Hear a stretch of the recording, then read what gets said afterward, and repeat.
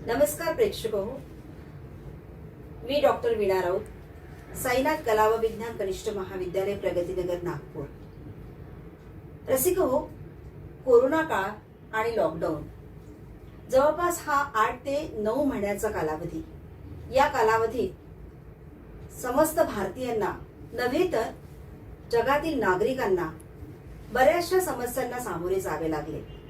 ह्या ज्येष्ठ नागरिकांना सुद्धा समस्या असणारच। तर आज आपण जाणून घेऊया ज्येष्ठ नागरिकांच्या संदर्भात। ज्येष्ठाई राष्ट्रभूतये। मित्र हो, ज्येष्ठांचा सन्मान हा देशाचा अभिमान, हे निर्विवाद सत्य आहे। कुटुंबात राहतात ज्येष्ठ, त्या कुटुंबातील विचारधारा आहे श्रेष्ठ। अशा ज्येष्ठ नागरिकांचा सर्वतोपरी ज्या काही समस्या आहेत त्या समस्या निवारणासाठी कार्यरत असणारी, अर्थात नागपुरातील सुप्रसिद्ध अशी ज्येष्ठ नागरिक महामंडळ विदर्भ नागपूर ही संस्था सातत्याने ज्येष्ठांच्या समस्या निवारणासाठी सतत पुढे कार्यरत असते। अविरत ज्येष्ठांच्या संदर्भात कार्य करणारी ही संस्था लोकांना काय संदेश देते तर हा, जगणं खूप सुंदर आहे, त्यावर हिरमुसू नका, असा संदेश देत ज्येष्ठांच्या जगण्याला ती एक नवी उभारी आणत असते आणि त्यांना मानसिक बळ देत असते। अशी ही ज्येष्ठ नागरिक महामंडळ विदर्भ नागपूर संस्था नागपुरामध्ये नावलौकिक झालेली आहे। केवळ मानसिक बळच का हो, तर नाही, आर्थिक, सामाजिक, कौटुंबिक, आरोग्य, सुरक्षा या संदर्भात अशा मानवी घटकांशी ज्या ज्या गोष्टी निगडीत आहेत अशा सर्व समस्यांच्या संदर्भात ही संस्था सातत्याने अविरतपणे कार्य करीत आहे। ज्येष्ठ नागरिक महामंडळ विदर्भ नागपूरचे अध्यक्ष सन्माननीय प्रभू देशपांडे सर इथे उपस्थित आहेत। तद्वतच या संस्थेचे सचिव सन्माननीय तेलंग सर, अविनाश तेलंग सर सुद्धा इथे उपस्थित आहेत। आणि आता आपण एक विषय घेऊन आलेला आहोत, तो विषय म्हणजे ज्येष्ठांच्या समस्या आणि समाधान। या ज्येष्ठांच्या समस्या आणि समाधान करण्यासाठी ही द्वय व्यक्तिमत्व आपणासोबत आहेत। नमस्कार देशपांडे सर, नमस्कार तेलंग सर। ज्येष्ठ नागरिक ही खरोखरच हो राष्ट्रीय संपत्ती आहे आणि हा कोरोना काळ बघता, जवळपास 8 महिन्यांचा कालावधी बघता आपण खरंच सगळे हिरमुसले आहोत। पण त्यातही संस्था आणि यांचे अनुभव काय म्हणतात हे आपण जाणून घेऊया। प्रभू देशपांडे सर, आपणास माझा पहिला प्रश्न आहे, ज्येष्ठांच्या आरोग्य सुरक्षा व्यवस्थेसंबंधी आपण ज्येष्ठांना नव्हे तर सर्वांनाच काय मार्गदर्शन कराल? ज्येष्ठांच्या करता आरोग्य सुरक्षा व्यवस्था असणं एक अत्यंत आवश्यक गोष्ट आहे। कारण ज्येष्ठ ही त्यांची अत्यंत महत्वाची गरज आहे।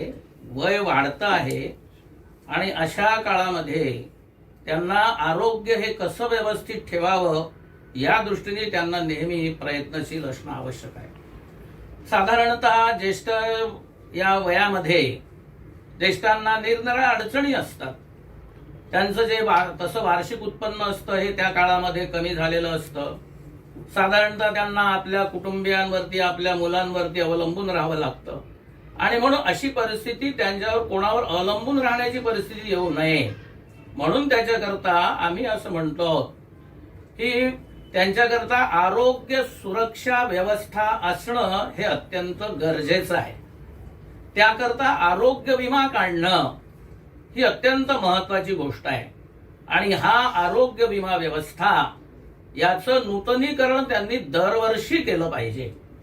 दरवर्षी केल्यामुळे काय होईल की त्यांना त्या याच्यामध्ये जो खर्च आहे, एकदम अचानक असा खर्च, एखाद्या वेळी आजारी पडलो तर एकदम मोठं बिल द्यावं लागतं।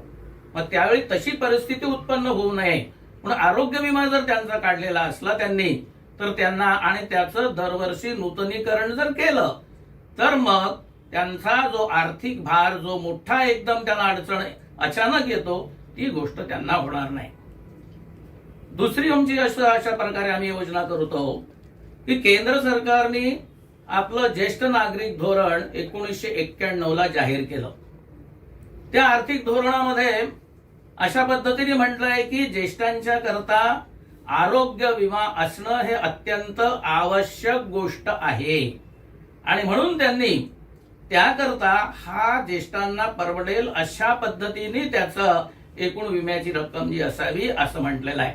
आणि त्या दृष्टीने 24/1/19 केंद्र सरकारच्या पंतप्रधानांनी त्या पद्धतीचं, पंतप्रधान कार्यालयाने त्या पद्धतीचं एक अशा प्रकारचं पत्र सुद्धा सगळ्यांना त्यांनी पाठवलेलं आहे. आम्ही या प्रकारची पत्र आपल्या पंतप्रधान कार्यालयाला पाठवलं आहे, अर्थमंत्र्यांच्या कार्यालयाला पाठवलेलं आहे. आणि एवढंच नव्हे तर त्या पद्धतीने जी इतर कार्यालय आहेत, ज्येष्ठ महाराष्ट्राची सुद्धा जी कार्यालय आहेत यांच्याकरता स्टेटच्या कार्यालयाला सुद्धा अशी आम्ही पाठवलेली आहेत. यानंतरचा दुसरा आमचा मुद्दा येतो असा, आम्हाला आरोग्य हा जो विमा आहे याच्यावरती केंद्र सरकारने जो जीएसटी आकारलेला आहे, तर हा जीएसटी त्यांनी रद्द करावा अशी आमची त्यांना विनंती आहे. आम्ही सर्वांना या दृष्टीने अर्थ मंत्रालय असो, त्यानंतर पंतप्रधान कार्यालय असो आणि जीएसटीचं जे मंडळ आहे त्यांच्या समोर सुद्धा आम्ही अशा प्रकारची पत्र पाठवलेली आहे. आता आयुष्यमान भारत योजना जी आहे, केंद्र सरकारची आयुष्यमान भारत योजना, आणि या योजनेमध्ये जे लोक येत नाहीत मग त्यांच्याकरता सुद्धा काही व्यवस्था असली पाहिजे. मग ही कोणती व्यवस्था असू शकते? साधारणतः ज्या ज्येष्ठांचं वार्षिक उत्पन्न हे 3 लाखापेक्षा कमी आहे अशा ज्येष्ठांच्या करता त्यांना काहीतरी सरकारकडनं योग्य प्रकारची त्यांना ते आयुर्विम्याची रक्कम ती सोसता यावी, ती त्यांना परवडेल अशा पद्धतीची रक्कम असावी. म्हणून त्याच्याकरता केंद्र सरकारने त्याच्यामध्ये 50% अनुदान देणं अत्यंत आवश्यक आहे. होम ओपीडी असण्याची सुद्धा अत्यंत आवश्यकता आहे. तर ही होम ओपीडीची व्यवस्था जी आहे ही सुद्धा सरकारद्वारे अशा पद्धतीची व्यवस्था केलेली आहे. आणि त्याच्याकरता त्याची वेबसाईट सुद्धा आहे www.jivanjyotiopd.in या प्रकारची ती साईट आहे. आणि ह्याच्यावरती साधारणतः 10 ते दुपारी 2 पर्यंत याच्यामध्ये रजिस्ट्रेशन अशा पद्धतीचं केलं जात असतं. आणि त्याकरता ज्येष्ठांनी या वेळेमध्ये आपलं रजिस्ट्रेशन करावं. आणि त्या दृष्टीने त्याच्याकरता एक जी दुसरी साईट सुद्धा त्याच्याकरता दिलेली आहे मोबाईलवरती, ते आहे मोबाईलवर OTP येतो, त्यावरती टाईप आपला नंबर करावा, त्याच्यामध्ये आपल्या रुग्णाची माहिती द्यावी, त्याच्यावरती त्याचा जिल्हा सांगावा आणि नंतर मग तो नंबर येतो, त्यावरती आपल्याला ऑनलाईन डॉक्टरचं नाव येतं आणि त्या डॉक्टरशी आपण संपर्क करायचा. आणि मग त्या डॉक्टर ते आपल्याला जे प्रिस्क्रिप्शन देतात ते प्रिस्क्रिप्शन आपण घेऊन कोणत्याही मेडिकल शॉपमध्ये जाऊ शकतो आणि त्यावरती आपल्याला ती औषधी मिळू शकते. पण ही जी सेवा आहे, डॉक्टरांची जी सेवा आहे, ही मात्र विनामूल्य आहे. देशपांडे सर, आपण अत्यंत उपयुक्त अशी माहिती प्रेक्षकांना आणि ज्येष्ठ नागरिकांपर्यंत पोहोचवलेली आहे. निश्चितच याचा फायदा होणार असं आम्ही गृहीत धरतो. आणि पुढचा प्रश्न घेऊन जाते तेलंग सरांकडे. तेलंग सर, आताच देशपांडे सरांनी सांगितले की आर्थिक समस्या ज्या निर्माण होतात, आर्थिक समस्यांच्या संदर्भात आणि त्या सोडविण्याच्या संदर्भात किंबहुना बँकेच्या व्याजाच्या दराच्या संदर्भामध्ये आपण नागरिकांना काय मार्गदर्शन करावं? ज्येष्ठांच्या आर्थिक समस्याचं महत्वाचं कारण असं आहे की पूर्वी बँकांचे दर 10% 11% होते, आता ते घसरत चाललेले आहे. बँकांजवळ पैसा भरपूर आलेला आहे, बँकांना व्याज द्यायची गरज राहिलेली नाही. आणि ज्येष्ठांचं असं आहे की व्याज हे ज्यांचं उत्पन्न आहे त्यांनी काय करावं? ह्या घसरत्या व्याज दरांमुळे बँकांनी व्याजाकरता जी घसरण चालू केलेली आहे त्याच्याकरता ज्येष्ठांनी इतर पर्याय शोधले पाहिजे. आम्ही ज्येष्ठांना आर्थिकदृष्ट्या साक्षर करतो, इतर जे अनेक पर्याय इन्व्हेस्टमेंटचे आहेत ते त्यांना समजावून सांगतो आणि त्याचा धोका लक्षात घेऊन आपण कशी इन्व्हेस्टमेंट करावी याच्याकरता आम्ही वेद ॲडव्हायझरी सर्व्हिसेसचे कार्यक्रम घेतले. अनेक जे उपक्रम देशामध्ये चालतात आर्थिकदृष्ट्या ते ज्येष्ठांपर्यंत पोहोचवतो. आता मला साधी गोष्ट आहे की बँकांमध्ये आपण पैसे ठेवतो, राष्ट्रीयकृत बँकेत ठेवू शकतो, खाजगी बँकेत ठेवू शकतो. जेव्हा बँक बुडते तेव्हा ज्येष्ठ बुडतात. आता सरकारने बँकांच्या ठेवींना विम्याचं संरक्षण दिलेलं आहे, 5 लाखापर्यंत बँकातली रक्कम ही सुरक्षित असते. पण सुरक्षित असते म्हणजे काय? आज बँक म्हणली की उद्या पैसे मिळत नाही. ती एक लंबी कायदेशीर प्रक्रिया असते. मग याच्याकरता आपण काय केलं पाहिजे की ज्या बँकांना सामाजिक सुरक्षा आर्थिक सुरक्षेसोबतच बँकांमधलं डिपॉझिट जे आहे त्याला 5 लाखापर्यंत सुरक्षित आहे, विम्याचं संरक्षण आहे, तिथेच पैसे ठेवा. जिथे विम्याचं संरक्षण नाही तिथे पैसे ठेवू नका. पण हे पैसे ठेवताना विचार असा करा की सक्षम बँकांमध्ये पैसे ठेवा. जास्त व्याज दराच्या मृगजळाच्या मागे जाऊ नका, आपलं मुद्दल फसवू नका, आर्थिकदृष्ट्या साक्षर व्हा. हे आम्ही लोकांना सांगतो. मग अशा आणखी कोणती योजना आहेत का बँकांशिवाय जिथे पैसे ठेवता येतील? आम्ही त्या योजना ज्येष्ठांना सांगतो. आता पहा, सध्या गुंतवणुकीचा सगळ्यात चांगला पर्याय म्हणजे पोस्टामधलं सिनियर सिटीजन सेव्हिंग स्कीम. याच्यामध्ये काय आहे? 7.4% हा दर आहे. हा दर पुढचे 5 वर्ष कायम राहणार आहे. 5 वर्षानंतर वाटलं तर पुन्हा 3 वर्ष तुम्ही पिरियड वाढवू शकता. आता ही 15 लाखापर्यंत तुम्ही रक्कम ठेवू शकता. 7.40% दर आहे. आणि याचं सगळ्यात महत्त्वाचं वैशिष्ट्य म्हणजे असं की 15 लाख तुम्ही ठेवा, 8 वर्षापर्यंत तुम्हाला त्या दराची शाश्वती आहे. 5 वर्षानंतर वाटलं तर पुन्हा 5 वर्षाकरता ठेवू शकता. हा एक पोस्टाचं सगळ्यात चांगली स्कीम आहे. दुसरी स्कीम अशी आहे की प्रधानमंत्री वय वंदन योजना. ही योजना LIC मार्फत चालवल्या जाते. या योजनेचं वैशिष्ट्य असं आहे की या योजनामध्ये आज पैसे ठेवले, पुढच्या वर्षीपासून व्याज चालू होऊ शकते. पण याच्यामध्ये मात्र असं आहे की व्याजाचं पुनर्मूल्यांकन दरवर्षी होत असते. म्हणजे पुढच्या वर्षी आजचाच दर याची गॅरंटी नाही आहे. त्याच्यामुळे याला आपण सेकंड प्रेफरन्स देतो. आता तिसरी एक योजना आहे, ती आहे जीवनशांती योजना. म्हणजे आपल्याला जीवनभर जर मनशांती पाहिजे असेल, आर्थिक सुरक्षेचं पाहिजे असेल, व्याजही पाहिजे असेल आणि आपल्या पश्चात आपल्या वारसदारांची पण सोय झाली पाहिजे असेल तर मग LICची जीवनशांती योजनेचा आपण विचार केला पाहिजे. या योजनेत कसं आहे, तुम्ही आज 10 लाख रुपये ठेवले, हे ठेवलेल्या 10 लाखावर 1 वर्षानंतर व्याज मिळू शकते. 3 वर्षानंतरही चालू करू शकतो. 3 वर्ष हॉलिडे ठेवायचा, 5 वर्षाचा हॉलिडे ठेवायचा, 5 वर्षानंतर व्याज मिळेल. तुम्ही व्याज घेणं जितक्या उशिरा चालू कराल तितकं जास्त व्याजाचा दर मिळतो आणि तो दर तुम्हाला 15, 20, 25 वर्ष हयात कायम राहतो. ही व्याजाचं दरामध्ये संरक्षण देणारी योजना आहे आणि हे व्याज मिळत राहते. तुमच्या पश्चात वारसदारांना पूर्ण रक्कम जी आहे ती मिळते, शिवाय तिचे 10% जास्त मिळते. अशी ही तिसरी व्याजाची योजना आहे. या व्याजाच्या योजना आम्ही लोकांना सांगतो आणि त्याच्यामुळे आमचं असं म्हणणं आहे की तुमच्या जीवनाची सुरक्षितता, व्याजाचा महत्तम दर आणि आपल्या पश्चात त्याचा ज्येष्ठांना इतरांना होणारा फायदा हे लक्षात घेऊन आर्थिकदृष्ट्या साक्षर व्हा आणि निर्णय घ्या. हा एक भाग आहे. तेलंग सर, आपण फार छान माहिती दिली. जेणेकरून सक्षम व्हा आणि सक्षम बँकेतच तुम्ही आपली ठेवी ठेवा. हा अत्यंत सुंदर आणि मोलाचा उपदेश आपण केलेला आहे. नव्हे तर व्याजदराच्या संदर्भात सुद्धा आपण प्रेक्षकांशी बऱ्याच गोष्टी शेअर केलेल्या, काय काय योजना आहेत ते सगळे आपण शेअर केलेले आहेत प्रेक्षकांशी. धन्यवाद सर. पुढचा प्रश्न मी तुम्हालाच विचारते आहे. कोरोना काळ आणि लॉकडाऊनची माळ ही सगळ्यांच्याच गळ्यात पडलेली होती आणि त्या कोरोना काळामध्ये ज्येष्ठांना भेडसावणाऱ्या ज्या समस्या होत्या, जवळपास आपण 8 ते 9 महिन्यापासून आपण हा कालावधी भोगतोय सगळेजण. तर या काळामध्ये सर्वांनाच काही समस्या आल्या आणि ज्येष्ठांना पण भरपूर समस्या आलेल्या आहेत. पण त्या समस्या येत असताना सुद्धा आपण जो भ्रमणध्वनी किंवा जे काही तंत्रयुग आहे त्या युगाच्या काळात आपण त्या तंत्राचा कसा वापर केला आणि आपल्याला कुठल्या समस्या भेडसावल्या याबाबत आपण ज्येष्ठांशी आणि नागरिकांशी मार्गदर्शन आपण कराल, संवाद साधूया आपण.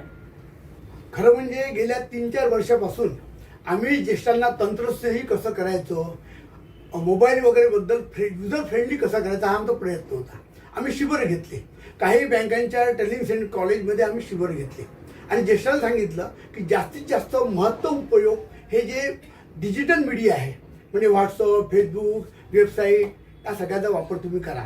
आणि त्याच्यामुळे काय झालं की जेव्हा कोरोना आला आणि ज्येष्ठांचा घराच्या बाहेरचा संबंध संपला, सरकारने सांगितलं ज्येष्ठांनी बाहेर पडू नका, घरातच राहा. मग ज्येष्ठांनी काय करायचं, तेव्हा त्यांना हे जे ज्ञान मिळालं होतं ते कामाला आलं. आणि ज्येष्ठ असे हुशार निघाले की त्यांनी या यूट्यूब, फेसबुक, मोबाईलचा इतका वापर व्यवस्थित केला, त्यांचा एकटेपणा दूर गेला. मुलगा अमेरिकेत असेल, मुंबईला असेल, दिल्लीला असेल, त्यांनी आपला संपर्क साधला. त्याच्यामुळे ज्येष्ठांनी आपलं एकाकीपण, एकटेपणा हा या डिजिटल माध्यमातून दूर केला. ज्येष्ठांचं तर आता असं झालं आहे की 62% 62% ज्येष्ठांजवळ फोन आहेत, 30% ज्येष्ठांजवळ अँड्रॉइड फोन आहे. आणि त्याच्यामुळे ते आपलं आहार, व्यायाम, आरोग्याची नियम याची माहिती घेतात, ज्ञान मिळवतात. खऱ्या अर्थाने ज्येष्ठ आज मोबाईलचा वापर, तसं पत्नीबद्दल म्हणतो की नाही की फ्रेंड फिलॉसॉफर गाईड पाहिजे, ती त्यांची खऱ्या अर्थाने बाईर म्हणजे फ्रेंड फिलॉसॉफर गाईड झालेली आहे आणि त्यांचा एकटेपणा दूर गेलेला आहे. इतकंच नाही तर या कोरोना काळामध्ये आमच्या जेव्हा लक्षात आलं की ज्येष्ठ तर एकटे पडले आहेत, पण ज्येष्ठांची सामाजिक बांधिलकीचं काय, त्यावेळेला आम्ही कोरोना काळामध्ये लोकांकडनं निधी गोळा केला, शिधा गोळा केला, त्याचे पॅकेट तयार केले, त्याचं वाटप केलं आणि वाटप करताना ज्येष्ठ नागरिक मंडळांना सम्मिलित करून घेतलं, त्यांच्या सभासदांचा सहभाग लागला आणि कोरोना काळामध्ये आम्ही सामाजिक बांधिलकी, राष्ट्रीय बांधिलकी जपली होती आणि त्याचा आम्हाला सार्थ अभिमान आहे.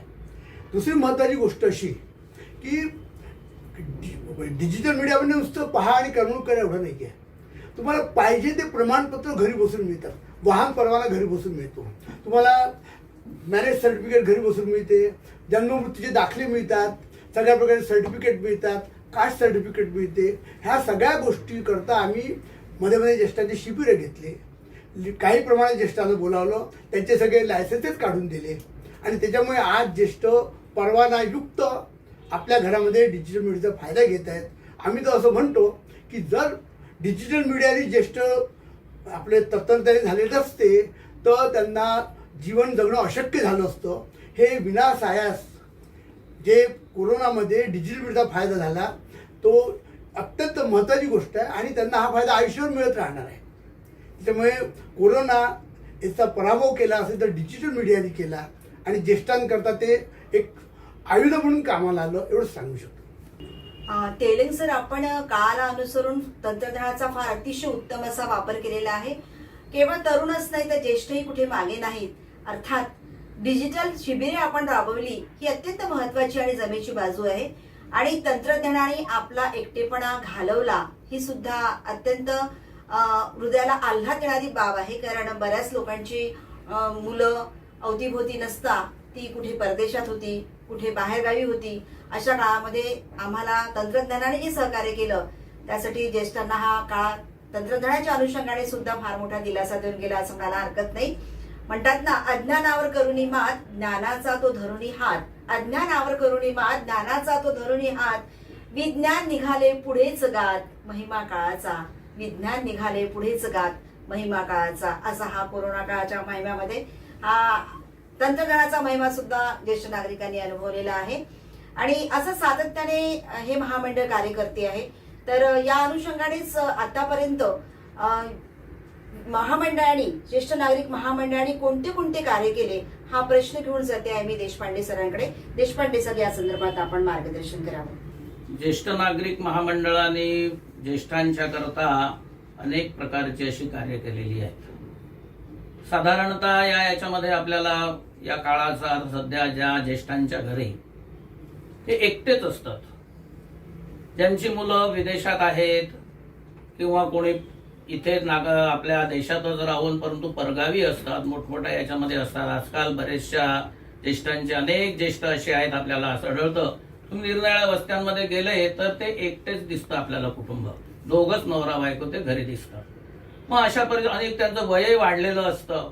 या परिस्थितीत त्यांना आता आर्थिक आपल्या जर अडचणी ज्या आहेत त्याही सोपवायच्या असतात. बँकेमध्ये आपला पैसा असतो तोही त्यांना आणावा लागतो, त्याच्याकरता सगळे बाकीचे खर्चही करावे लागतात. तर हे सगळं करायचं असेल तर बँकेत जावं लागेल त्यांना आणि तिथून त्यांना आपला पैसा आणावा लागेल.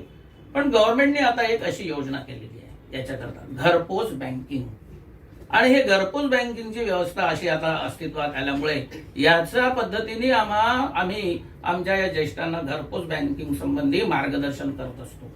याच्याकरता उदाहरणार्थ सगळ्याच बँकांनी अशी याची व्यवस्था केली असं नाही, परंतु अशा 2-4 बँका आहेत. उदाहरणच करता घ्यायचं झालं तर bank of Maharashtra, bank of महाराष्ट्रने अशी बँकिंगची व्यवस्था केलेली आहे. दुसरं आपल्याला असं सांगावं लागेल की ज्येष्ठांना आपल्या अधिकाराच्या संबंधी कल्पनाच नसते. आपल्याला काय अधिकार आहेत, आपल्याला कोणत्या प्रकारच्या सवलती मिळालेल्या आहेत, याची त्यांना पुष्कळ ज्येष्ठांना माहितीच नसते. आणि खरी गोष्ट आहे, वास्तवता आहे अक्षरशः. तर त्याच्याकरता साधं उदाहरणार्थ असं मला म्हणता येईल की कॉर्पोरेशनद्वारे आपण जो आपल्या घराचा टॅक्स कॉर्पोरेशन मध्ये भरतो, तर त्याच्यामध्ये ज्येष्ठांच्या करता 10% सूट आहे. आणि अनेक ज्येष्ठांना याची कल्पना नसते आणि ही सूट अनेक ज्येष्ठ भरतही नाहीत. पण त्याच्याकरता एक गोष्ट अशी आहे की त्याच्याकरता आपल्याला कॉर्पोरेशनकडे अर्ज करावा लागतो आणि त्याच्याबरोबर आपल्या वयाचा हा त्याच्यामध्ये दाखला द्यावा लागतो. आणि ह्या दोन गोष्टी जर तुमच्या याच्यामध्ये असल्या, त्या अर्जामध्ये व्यवस्थित असल्या, तर तुम्हाला त्यामध्ये 10% पर्यंत सूट ही मिळू शकते. दुसरं याच्याकरता आम्ही ज्येष्ठांच्या करता अजून काय करतो, ज्येष्ठांना आता त्यांचं मानसिक स्वास्थ्य, शारीरिक स्वास्थ्य चांगलं राहावं, त्यांचं जीवन उत्साहित राहावं, दैनंदिन जीवनामध्ये त्यांना उत्साह मिळावा, या दृष्टीने आपण असं काय करतो की अनेकदा आम्ही अशा प्रकारच्या सहलींचं आयोजन करत असतो.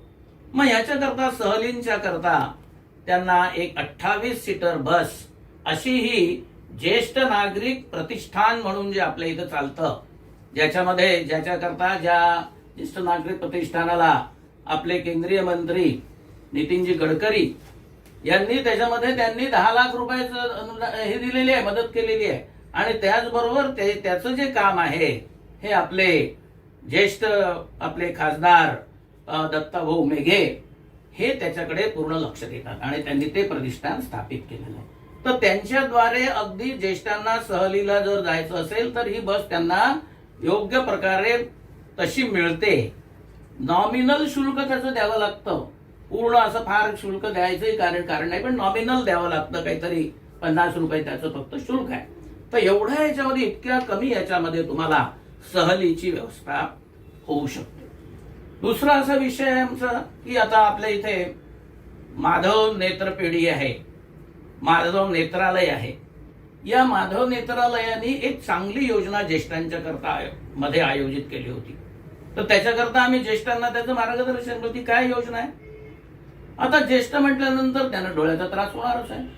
कॅटरॅक्ट त्यांच्यामध्ये कॅटरॅक्ट येऊ शकतो, कोणाला कोणता काय काचबिंदू, मोतीबिंदू, सगळ्या प्रकारचे हे डोळ्याचे विकार येऊ शकतात.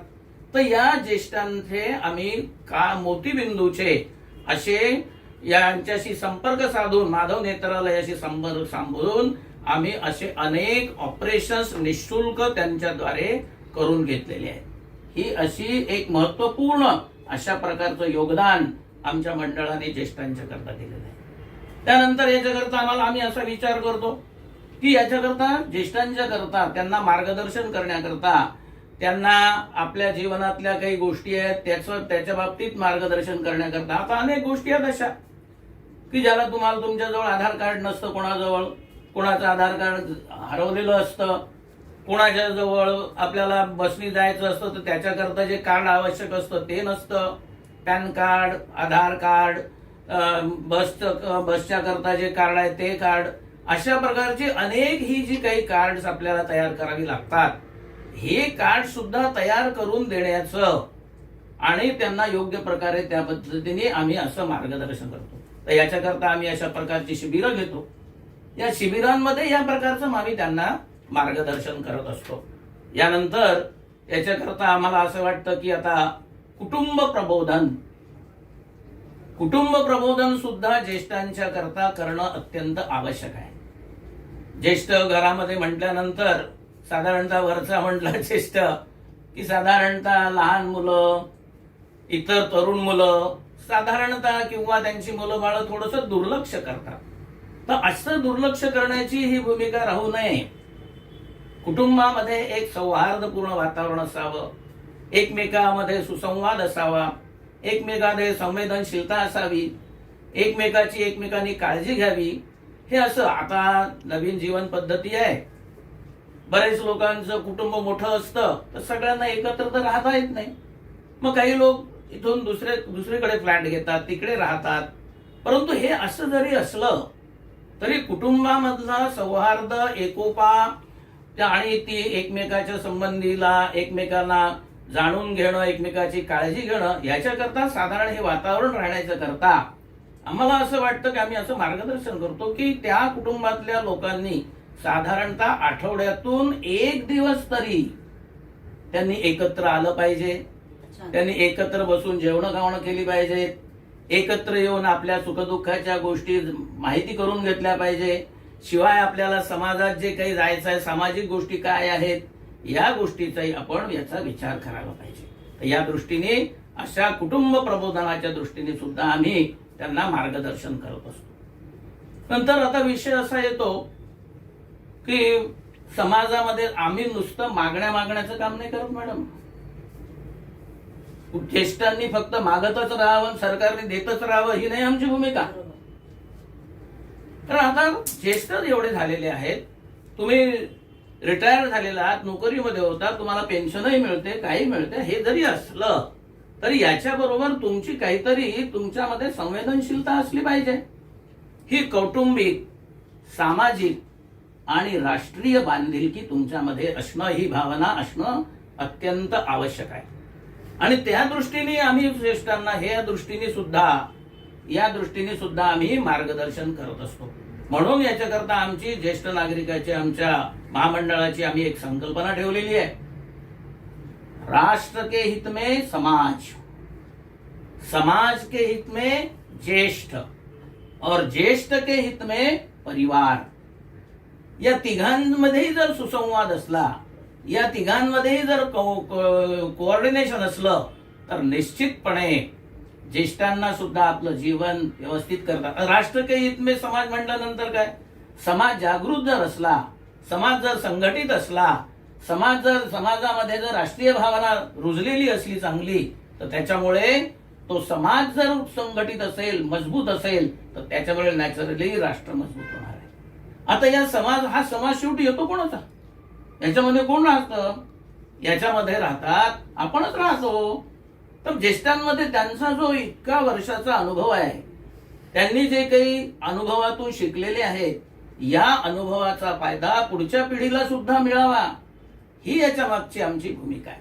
आणि म्हणून पुढच्या पिढीने सुद्धा आपल्या ज्येष्ठांच्या अनुभवाचा, आपल्या त्यांच्या ज्ञानाचा, त्यांच्या एकूण सर्व कर्तृत्वाचा त्यांनी उपयोग करून घेतला पाहिजे. आणि तो आपल्या कुटुंबाकरता त्यांनी त्याचा उपयोग करावा. म्हणजे कुटुंबामध्ये सुद्धा ही भावना असली पाहिजे की आम्ही या समाजाचे घटक आहोत. अनेक कुटुंब मिळून हा समाज बनलेला आहे. आणि म्हणून हा समाज जेवढा सुदृढ असेल, त्या दृष्टीने त्याच्याकरता कुटुंब जर सुदृढ असेल तर हा समाज अर्थातच सुदृढ होणार आहे. म्हणून कुटुंबातलं जे वातावरण आहे, कुटुंबातला जो सौहार्द आहे, कुटुंबातला जो एकोपा आहे, कुटुंबाचं कौटुंबिक जे वातावरण उत्साहवर्धक आहे, त्याचा समाजाला फायदा होईल. समाज अशा रीतीने सुदृढ राहील आणि समाज सुदृढ असेल तर अर्थातच राष्ट्र सुदृढ राहील.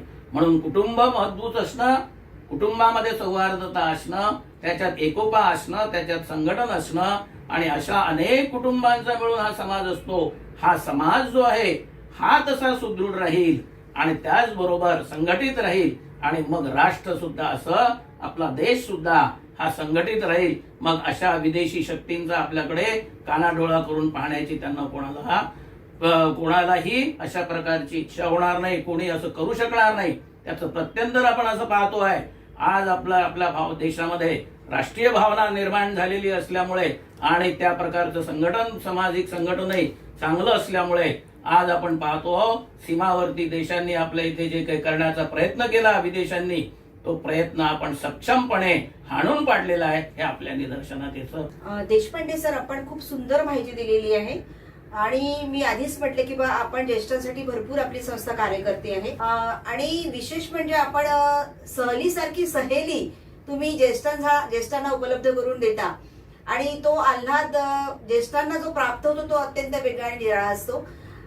त्यात तुम्ही आरोग्याविषयक कार्य करता, सामाजिक करता, आर्थिक करता, सुरक्षा संबंधित करता, पण त्यातला एक मला महत्वाचा मुद्दा मी प्रेक्षकांशी शेअर करू इच्छिते की आपण कुटुंब प्रबोधन करता, हे अत्यंत महत्वाचं आहे. कारण कुटुंब प्रबोधन होईल तरच कुटुंब जर बळकट असेल तर समाज बळकट होईल, आणि समाज बळकट असेल तर राष्ट्र बळकट होईल. आणि आपल्या सांगण्याप्रमाणे समजा राष्ट्र आमचं बळकट असेल तर कुठलाही विदेशी व्यवस्था आमच्यावर वक्रदृष्टी टाकू शकणार नाही. हा अत्यंत मोलाचा संदेश इथे देशपांडे सर आपण दिलेला आहे. त्यानंतर मी वळते आहे सरांकडे.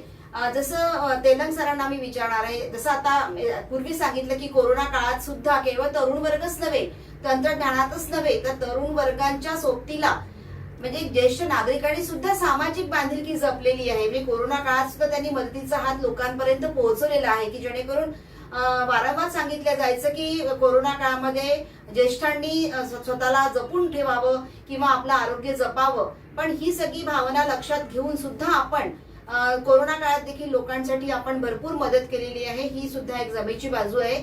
तर अशाच पद्धतीने मला वाटतं भविष्यात सुद्धा आपल्या ज्येष्ठ नागरिक मंडळातर्फे विदर्भ नागपूर यांच्यातर्फे भविष्य काळामध्ये ज्येष्ठ नागरिकांसाठी काय काय उपाययोजना आपल्याकडे आहेत किंवा कुठले कुठले कार्य किंवा कुठल्या उपाययोजनांची किंवा कार्याची आपण आखणी केलेली आहे या संदर्भात आपण जरा प्रेक्षकांना सांगावं. ज्येष्ठांकरता कार्य करताना आमच्या असं लक्षात आलेलं आहे की ज्येष्ठांचे प्रश्न ज्येष्ठांनीच सोडवले पाहिजे. ज्येष्ठ फॉर ज्येष्ठ ही भविष्यातली आमची संकल्पना आहे. म्हणजे आपण कोणाकडे हात वेंगणायचे, मागणी करायची, ते देतील की नाही, याच्यापेक्षा आपण स्वतःला एवढं सक्षम करायचं की आपले प्रश्न आपण सोडवले पाहिजे. उदाहरणार्थ ज्येष्ठांचे प्रश्न सोडवण्याकरता एक कायमस्वरूपी यंत्रणा आम्ही उभी करणार आहोत. त्या ठिकाणी ज्येष्ठांनी यावं, आपली तक्रार द्यावी आणि ज्येष्ठांचा एक गट, गरज पडली 10 दबाव गट निर्माण होऊन शासकीय कार्यालयांमधले आपले कामं करून घेईल. म्हणजे कायमस्वरूपी ही तक्रार यंत्रणा आणि त्याचं निवारण यंत्रणा ही आम्ही उभी करणार आहोत. दुसरा आमचा एक असा प्रयत्न आहे, अपघात क्षतिपूर्ती योजना. ही अत्यंत नॉव्हेल योजना आहे. अपघात क्षतिपूर्ती योजना म्हणजे असं की कुठे एखादा अपघात झाला की इन्शुरन्स कंपनी काय करते, मरण पावला 3 लाख द्या, एक हात तुटला, एक पाय तुटला, 2 हात तुटले, 2 पाय तुटले, त्यांचे आकडे ठरलेले आहे की कशी मदत करायची. आमचं असं म्हणणं आहे की ही मदत देणं हे शासनाचं कर्तव्य आहे. म्हणजे समजा हैदराबादचा एखादा ठेकेदार नागपूरच्या रस्त्यावरून चालला, त्याला गुजरातच्या एखाद्या मोटरसायकलने ॲक्सिडेंट केला, त्या दोन्ही गाड्यांचा इन्शुरन्स नाही आहे, मग त्याला क्षतिपूर्ती कोण देईल? महाराष्ट्रातल्या प्रत्येक अपघाताची क्षतिपूर्ती ही मिळणं हा प्रत्येक नागरिकाचा, तो महाराष्ट्राचा नागरिक नसेल पण अपघाताचा बळी असेल तरी त्याला मिळाले पाहिजे. आणि याच्याकरता आमची योजना अशी आहे की सरकारला 1 पैसाही खर्च करायची गरज नाही. इन्शुरन्स कंपन्या ज्या थर्ड पार्टी त्रिपक्षीय इन्शुरन्सचे पैसे गोळा करतात, त्या पैशामधनं हा अपघात क्षतिपूर्ती गट विमा योजना ही योजना राबवली जाईल. आणि त्याच्यामुळे काय होईल की एखाद्या विजेच्या कॉन्ट्रॅक्टरचा मास्टरवर नसलेला मजूर खांबावर चढून पडला, कोणाला सापचा मृत्यू झाला, असे सगळे अपघात कव्हर होतील. आणि आमची तर अशी इच्छा आहे, प्रयत्न आहे की ही योजना केंद्र सरकारने पण राबवावी. संपूर्ण भारतभर ही क्षतिपूर्ती योजना राबवली जावी आणि गट विमे योजनेच्या माध्यमातून राबवावी. जे प्रत्येक आता घरोघरी 2 कार असतात, 2 स्कूटर असतात, साधारणपणे जेवढे माणसं तेवढी वाहनं आहेत आणि प्रत्येक वाहनाचा थर्ड पार्टी इन्शुरन्स आहे जो वाया जातो. इन्शुरन्स कंपनी काय करतात, ज्याचा दावा येईल, त्या वाहनाने चालवण्याचा लायसन्स असेल आणि त्याचं विमा व्यवस्थित असेल तरच ते काही प्रमाणात लाभांश देतात. असं नाही, प्रत्येक अपघात जेव्हा होतो त्या बळी जाणाऱ्या, त्याला सहन करणाऱ्या माणसाला ही क्षतिपूर्ती योजना मिळाली पाहिजे आणि ती पुढच्या काळात आम्ही राबवणार आहोत. ज्येष्ठांना आमचं अशी सूचना आहे की तुम्ही तुमचा एकटेपणा घालवण्याकरता, सध्या कोरोना आहे पण जसा काही कोरोना संपेल तुम्ही जवळच्या ज्येष्ठ मंडळाशी संपर्क साधा. एकटे राहू नका. एकटे राहणं म्हणजे आपण समस्यांना बळी पडतो. म्हणून संघटित व्हा आणि संघटित होण्याकरता तुमच्या जवळच्या मंडळी संबंधित व्हा. ते मंडळ आमच्याशी जोडलेलं आहे आणि आपण सगळे एकत्रपणे काम करू. ज्येष्ठांकरता आम्ही फिरते सेवा केंद्र देणार आहोत, म्हणजे मोबाईल सर्व्हिस सेंटर. म्हणजे तुम्ही फोन केल्यानंतर तुम्ही जर घराच्या बाहेर पडू शकत नाही तर आमचं सेंटरचं जे मोबाईल व्हॅन आहे ती तुमच्या घरी येईल. म्हणजे तक्रार तुमची तुम्ही सेंटरवर आणायला पाहिजे.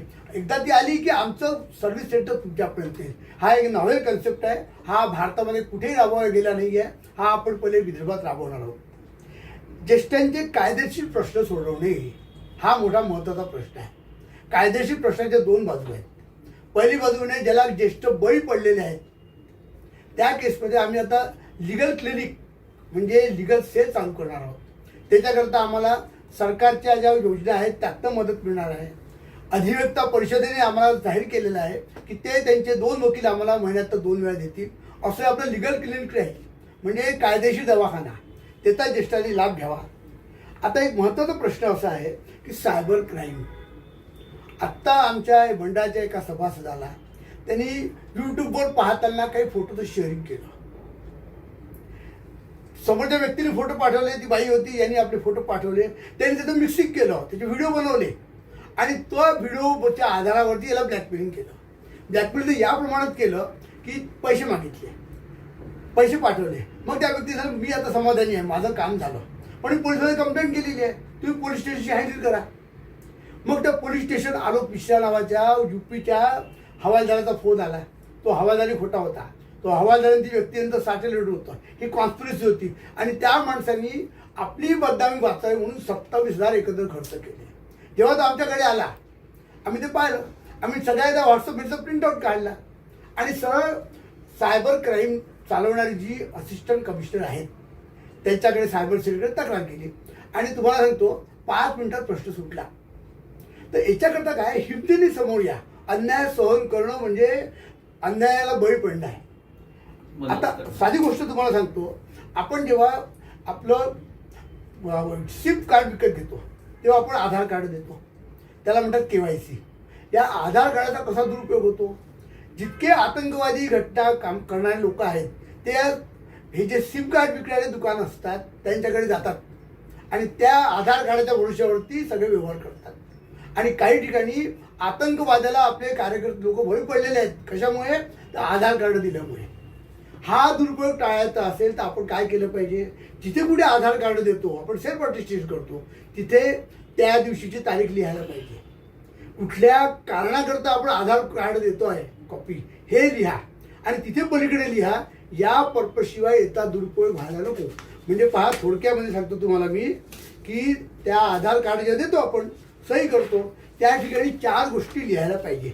एक म्हणजे आपण सही करतो त्याच्याबद्दल तारीख टाका, कशा करता देतो ते पर्पज लिहा आणि पलीकडे एक वाक्य टाका या पर्पजशिवाय दुसऱ्या कुठल्याही कारणाकरता या KYCचा उपयोग व्हायला नको. असं जर केलं हे आपल्या कुटुंबातल्या लोकांना सांगा, आपल्या मित्रांना सांगा. नुसतं सही करून आपण कार्ड देतो. आपण रजिस्ट्रीला जातो, रजिस्ट्रीला जाताना आधार कार्ड देतो. आपल्याला माहीत असते की नंतर त्या आधार कार्डाचा उपयोग कसा होईल. म्हणून भविष्यातले अन्याय टाळायचे असतील तर सेल्फ अटेस्टेशन जिथे कुठे कराल, कुठल्या तारखेला करतो, कशा करता करतो आणि याच्याशिवायचा उपयोग होऊ नये ही काळजी घ्या. आता मी तुम्हाला एका महत्त्वाच्या विषयाकडे नेतो आहे. आपण स्वतःहून आपल्या समस्या निर्माण करतो. पहा युधिष्ठिराची गोष्ट आहे. यक्षाने युधिष्ठिराला 100 प्रश्न विचारले. शेवटचा प्रश्न असा होता की जगातलं सगळ्यात मोठं आश्चर्य काय. तर युधिष्ठिर असं म्हणतो माणसं रोज जन्माला येतात, रोज मरतात, प्रत्येकाला माहिती आहे तो मरणार आहे. आम्हाला माहिती आहे की 60 वर्ष आमची झालेली आहे, सरकारने आम्हाला घरी बसवलेलं आहे. आता आपण निवृत्तीची व्यवस्था केली पाहिजे. तरी आपण अजरामर झाल्यासारखे आपण मृत्यूपत्र करत नाही. जर तुम्हाला असं वाटत असेल की आपल्या पश्चात आपल्या वारसदारांना विनासायास कायदेशीर कटकटीशिवाय ती मिळाली पाहिजे तर मृत्यूपत्र करा. आपला एक गैरसमज आहे. मी तुम्हाला पुन्हा सांगतो स्पष्टपणे की नॉमिनेशन केलं म्हणजे प्रश्न सुटतो असं होत नाही. समजा आपण पत्नीच्या नावाने नॉमिनेशन केलं किंवा आपल्या दोस्ताच्या नावाने नॉमिनेशन केलं म्हणजे ते पैसे दोस्ताचे किंवा पत्नीचे होत नाही. आपल्या पश्चात जर आपल्या मुलामुलींनी सांगितलं की आम्ही त्यांचे कायदेशीर वारसदार आहोत तर पत्नीला त्या पैशातून वारसदारांना पैसे द्यावे लागतात. नॉमिनेशन म्हणजे ट्रस्टी आहे. याचा अर्थ एवढाच आहे की तुम्ही नॉमिनेशन दिलं की बँकेने त्या नॉमिनीला पैसे दिले की बँक मोकळी झाली. पण तुम्ही ज्याच्या नावाने नॉमिनेशन करता तो पैशाचा मालक होत नाही. म्हणून जे जे नॉमिनेशन तुम्ही करता ते जर अंमलात यायचे असतील तर त्याचा मृत्यूपत्रात उल्लेख केला पाहिजे. मृत्यूपत्र कसं करावं याचे अनेक प्रकार आहेत. कशातही मृत्यूपत्र करता येते. म्हणजे आपलं अवयवदानाचं मृत्यूपत्र करता येते, नेत्रदान देहदानाचं मृत्यूपत्र करता येते. हे सगळे मृत्यूपत्र करा. ही सगळी अशी दानं आहेत की प्रत्यक्षात आजकाल काहीच द्यायचं नसते. आज ना डोळे द्यायचे आहे, ना हातपाय द्यायचे आहे, देह द्यायचा आहे. पण याचा संकल्प केला की स्वर्गातली आपली जागा पक्की होते. म्हणजे काही न करता खूप मिळण्याचा हा संकल्प आहे. तो नेत्रदान करा, देहदान करा आणि तो कायदेशीरदृष्ट्या करा. आपल्या सगळ्या इच्छा, आपल्याला जर कोणी त्रास दिला असेल आपल्या अपत्याने, तर आपल्याला जबरदस्ती नाही आहे. आपण लिहू शकतो की मी या व्यक्तीचं लग्न केलं, शिक्षण केलं, सगळं केलं, आता मला त्याला काही द्यायचं नाही कारण त्याने मला घरावर काढलं. अहो साधी गोष्ट आहे की आपल्या मुलांनी आपल्याकरता घर बांधलं, दुरुस्ती केली, तो आपल्या करता पुणे मुंबईला गेला नाही, पण त्याची मुलगी लग्न झालं पुण्याला गेली. आता हा मुलगा बिचारा आपल्या आईवडिलांची सेवा करतो, दोघांची घराला रंग देतो, सगळं देतो आणि आपलं प्रमोशन टाळतून गावात राहतो. आणि एक दिवस त्या मुलीचा नोटीस येतो. तो नोटीस आल्यानंतर मग काय होईल, तिचा तेवढाच हिस्सा आहे. म्हणजे तिचं सगळं केलेला हिस्सा कायम राहतो. मग हे आपण पुढचा भविष्याचा अंदाज घेऊन मृत्यूपत्रात लिहू शकतो की नाही, मला माझ्या मुलीकरता मी सगळं केलेलं आहे, मुलीला देऊ नका असं नाही, मुलगी तसं मुलीलाच द्यावं लागणार आहे. पण ते देतानाही कसं द्यायचं, आपल्या आस्थाखालचा पाठ देऊ नका, समोरचं सगळं द्या आणि थोडंसं तारतम्याने जगा आणि शक्य होईल तेव्हा मृत्यूपत्र करून टाका. महामंडळ तुम्हाला मृत्यूपत्र करून देईल, काळजी करू नका. आपल्या वारसदारांचं भविष्य चांगलं करायचं असेल तर मृत्यूचा वापर करा. ही एक आमची सूचना आहे सगळ्यांना. अत्यंत उपयुक्त अशी माहिती दिली तेलंग सर आपण. आणि विशेष म्हणजे ज्येष्ठांनी ज्येष्ठांसाठीच असावं, त्यांच्या समस्या ज्येष्ठांनी सोडवाव्या, हा मूलमंत्र अत्यंत उपयुक्त आणि मनाला उभारी देणारा आहे. देशपांडे सर आणि तेलंग सर, आपण दोघांनी पण अत्यंत सुंदर अशी मार्गदर्शन केलेलं आहे, त्याबद्दल आपणा दोघांची धन्यवाद. पुढच्या भागामध्ये आपण बघणार आहोत ज्या सर्व प्रकारच्या ज्येष्ठांच्या ज्या आर्थिक समस्या, मग त्यांना पेन्शन असो वा कोणत्याही उत्पन्नाचा मार्ग नसो, अशा नाहिरे गटातील ज्येष्ठांसाठी त्यांना सक्षम आर्थिक आधार देणारी योजना आम्ही पुढील भागामध्ये सादर करणार आहोत. धन्यवाद. नमस्कार.